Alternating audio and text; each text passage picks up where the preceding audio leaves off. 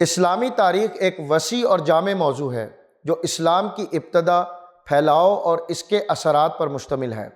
اسلامی تاریخ کی ابتدا نبی اکرم صلی اللہ علیہ وسلم کی بعثت سے ہوتی ہے، جب اللہ تعالیٰ نے انہیں انسانیت کی ہدایت کے لیے مبعوث فرمایا۔ یہ تاریخ نہ صرف مذہبی بلکہ معاشرتی، سیاسی اور ثقافتی پہلوؤں کا احاطہ کرتی ہے۔ اسلامی تاریخ کا آغاز جاہلیت کے دور سے ہوتا ہے، جب عرب معاشرہ مختلف برائیوں اور اخلاقی پستیوں میں مبتلا تھا۔ جاہلیت کے دور کو اسلامی تعلیمات کے تناظر میں سمجھنا بہت ضروری ہے تاکہ اسلام کی آمد اور اس کے انقلابی اثرات کو بہتر طور پر سمجھا جا سکے۔ جاہلیت کے دور میں عربوں کی اکثریت بت پرستی کرتی تھی۔ کعبہ جو حضرت ابراہیم علیہ السلام اور اسماعیل علیہ السلام نے اللہ کی عبادت کے لیے بنایا تھا، بتوں سے بھر دیا گیا تھا۔ ہر قبیلے کا اپنا الگ ایک بت ہوتا تھا اور لوگ انہی بتوں کی پوجا کرتے تھے۔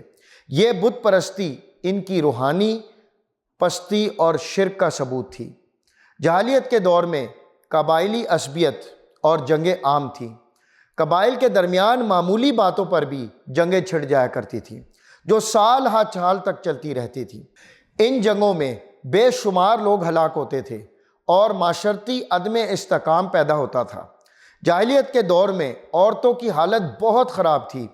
انہیں وراثت میں کوئی حق نہیں دیا جاتا تھا اور ان کے ساتھ غیر انسانی سلوک کیا جاتا تھا۔ زندہ بچیوں کو دفن کرنے کا رواج بھی عام تھا۔ قرآن میں اللہ رب العالمین نے فرمایا، اور جب زندہ دفن کی گئی لڑکی سے پوچھا جائے گا کہ وہ کس جرم میں ماری گئی۔ سورہ تکویر آیت 8 اور 9۔ یہ آیت اس کبھی عمل کی مذمت کرتی ہے اور اسلام نے اسے سختی سے منع کیا۔ نبی اکرم صلی اللہ علیہ وسلم کی بعثت کے وقت عرب معاشرہ جاہلیت کے دور سے گزر رہا تھا۔ لوگ بت پرستی، قبائلی جنگوں اور اخلاقی انحطاط کا شکار تھے۔ نبی اکرم صلی اللہ علیہ وسلم نے توحید کی تعلیم دی، یعنی اللہ کی وحدانیت پر ایمان لانے کی دعوت دی اور لوگوں کو اخلاقی اور معاشرتی اصلاحات کی طرف راغب کیا۔ اسلامی تاریخ کا ایک اہم واقعہ ہجرت ہے، جب نبی اکرم صلی اللہ علیہ وسلم اور ان کے صحابہ مکہ سے مدینہ ہجرت کر گئے۔ یہ واقعہ اسلامی تاریخ میں ایک نیا موڑ تھا۔ مدینہ میں نبی اکرم صلی اللہ علیہ وسلم نے پہلی اسلامی ریاست قائم کی، جہاں اسلامی قوانین اور اصولوں کا نفاذ ہوا۔ یہ ریاست امن و انصاف اور اخوت کی بنیاد پر قائم تھی۔ خلفائے راشدین کا دور بھی اسلامی تاریخ کا ایک اہم حصہ ہے۔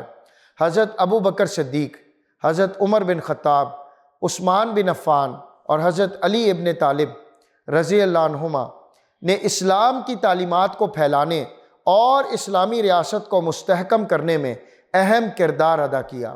اس دور میں اسلامی فتوحات کے ذریعے اسلام مشرق وسطیٰ، شمالی افریقہ اور یورپ تک پھیل گیا۔ اموی اور عباسی خلافتوں کا دور اسلامی تاریخ کا عروج تھا۔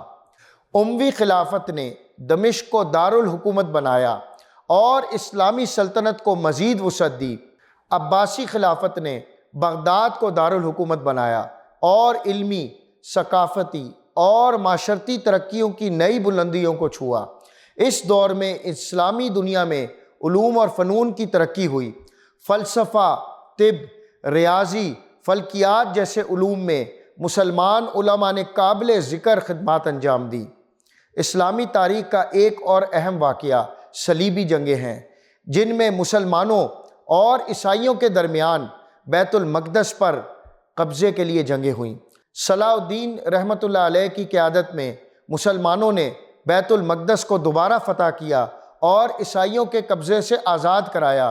صلیبی جنگیں اسلامی تاریخ میں مسلمانوں کی بہادری اور عزم کی مثالیں ہیں۔ عثمانی خلافت کا دور بھی اسلامی تاریخ کا اہم حصہ ہے۔ عثمانی سلطنت نے مشرق وسطیٰ، یورپ اور شمالی افریقہ کے بڑے حصے پر حکومت کی اور اسلامی تعلیمات کو فروغ دیا۔ عثمانی خلافت کا عروج سلطان سلیمان قانونی کے دور میں ہوا، جب سلطنت نے علمی، ثقافتی اور معاشرتی ترقیوں کی بلندیوں کو چھوا۔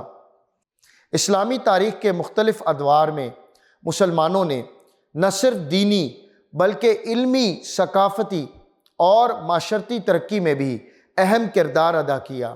اسلامی تاریخ ہمیں یہ سکھاتی ہے کہ ایمان، اتحاد اور علم کی بنیاد پر قومیں ترقی کرتی ہیں۔